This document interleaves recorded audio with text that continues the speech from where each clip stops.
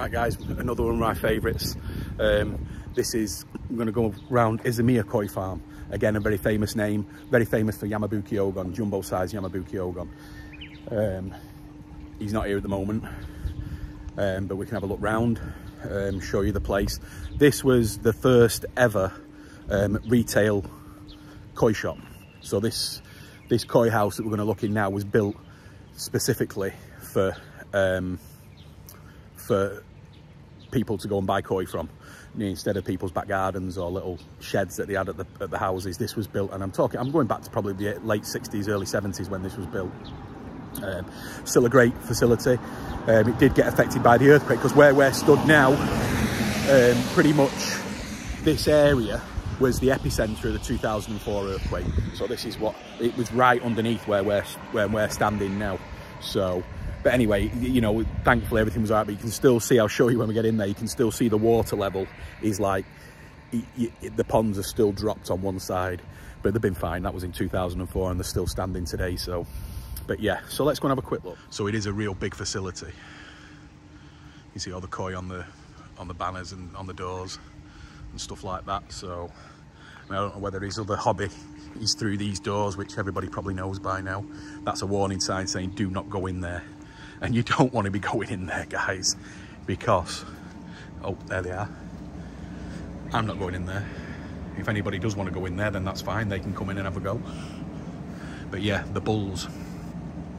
Again, before anybody says anything, they are for fighting, right?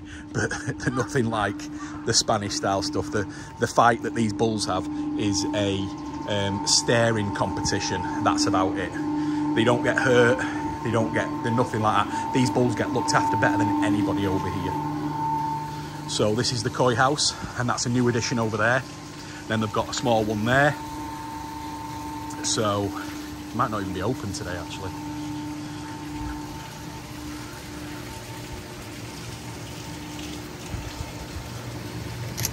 Oh yeah, it is. So here we go. Look at those monsters, guys. Monsters. Wow. I see this every year, but still get shocked when I see them.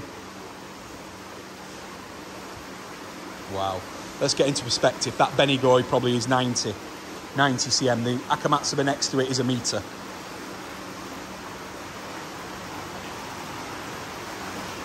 Now, Izumiya, the father, he doesn't run it anymore. His son runs it.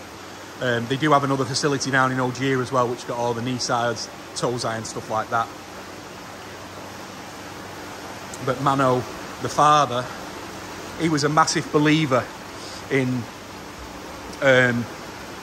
appreciation of big koi.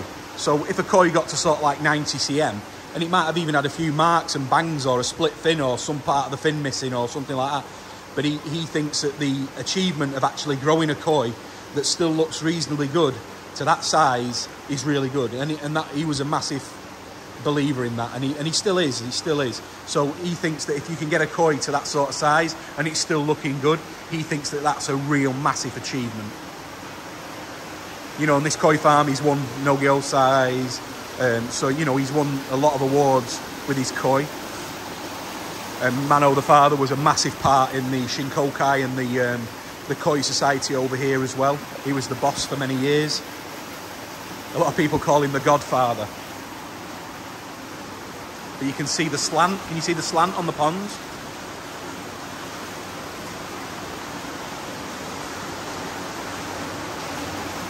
Sometimes gets a little bit weird when you stood there and you're like bowling a fish or something like that. It sometimes gets a little bit disorientating.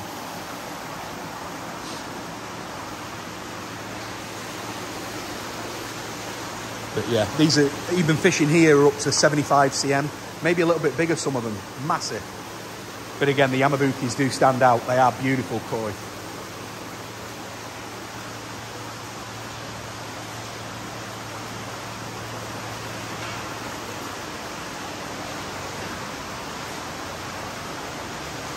All just run through filters. These things are like 10 feet deep. Just Japanese matting.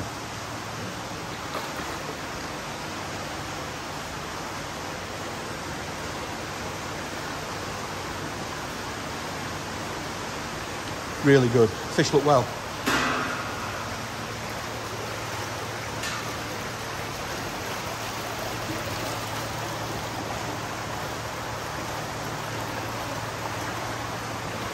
These nets are here. I've not seen these before here, so this must be a new thing. I would have thought that this house, when the sun comes out, it is unbearable in here. So I would have thought that's for that.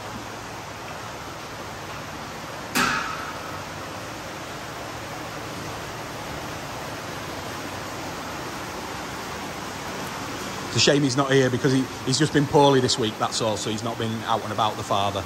But he's a great guy, he really is.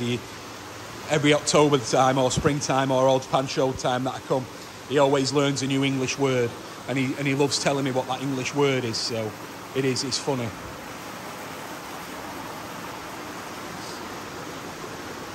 But I would have thought Izumiya is probably the most respected guy up in the mountains. I mean, he really is. He was a very important man in the whole of all this this industry. He really did spearhead a lot of it. I think he was probably one of the first people. I mean, you know, going back to the 80s and stuff like that. I mean, Westerners weren't allowed at some of the breeders. They weren't even allowed inside. They weren't even allowed to go into the mud to the harvest or anything. But Izumiya kind of saw the future a little bit. He realised what was going to happen, and that's why he built these facilities to allow foreigners and Westerners to come in here and buy koi. So he played a massive part in that role, massive part. Even so, like when he used to be at the All Japan show, like even for the press days and stuff like that, Izumiya used to organise like a lot of the foreign people and stuff like that. And if there was any issues, just go see Izumiya and he'll sort it out, no problem. And he did. He did.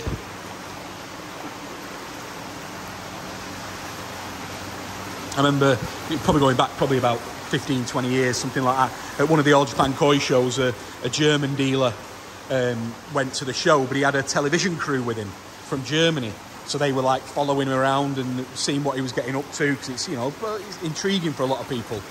And he had a press pass, but the TV crew didn't have a press pass. So there was a little bit of kerfuffle, a little bit of emotion, just people not letting him in.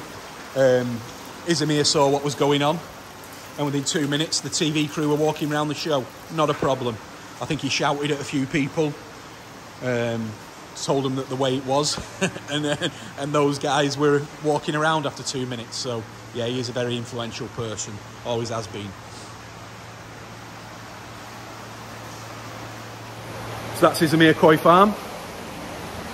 Like I say, one of the very first, if not the first, retail-only koi shop in Niigata, where you could just walk in, have a look at the fish, bowl a few, and stuff like that, instead of going to somebody's back garden or back shed. I mean, some breeders still have that back garden, back sheds places, you know what I mean? But Izumiya grew and grew and grew.